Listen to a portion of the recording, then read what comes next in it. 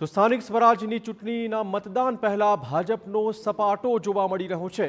Form ચકાસણી બાદ બીજેપીના 300થી વધુ ઉમેદવારો બિનહરીફ જાહેર થયા છે। 84 પૈકી 4 નગરપાલિકામાં ચૂંટણી પહેલા જ ભાજપને મળી ચૂકી છે સ્પષ્ટ બહુમતી। વધુ વાત કરવા જોડાશે અમારા પોલિટિકલ એડિટર કિંજલ। ભાજપનો સપાટો બોલવાનું શરૂ થઈ ગયું છે અને જો આવતીકાલ તો ફોર્મ ખેંચવાનો અંતિમ દિવસ પણ છે આવતીકાલે, એ પહેલા પણ કઈ નવા જૂની થઈ શકે છે?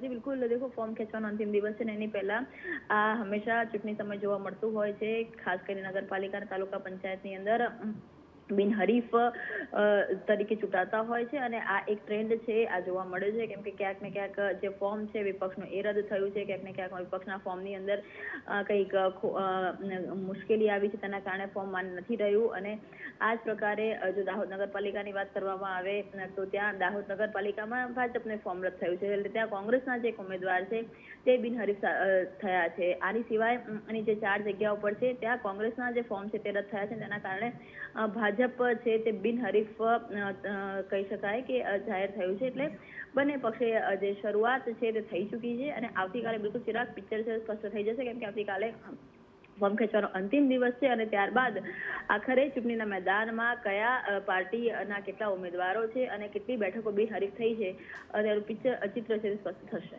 બિલકુલ, ધન્યવાદ કિંજલ તમામ જાણકારી બદલ। તો આપણે કહી દઈએ ગણદેવી, કડી, ઊંઝા અને શહેરામાં સ્પષ્ટ બહુમતી મેળવીને ભાજપે રેકોર્ડ બનાવ્યો છે। મહાનગરપાલિકાની 20, નગરપાલિકાની 178 બેઠકો બિનહરીફ થઈ છે। જિલ્લા પંચાયતની 12 અને તાલુકા પંચાયતની 90 બેઠકો બિનહરીફ જાહેર થઈ છે। 2021માં સ્થાનિક સ્વરાજની ચૂંટણીમાં કુલ 221 બેઠકો બિનહરીફ થઈ હતી।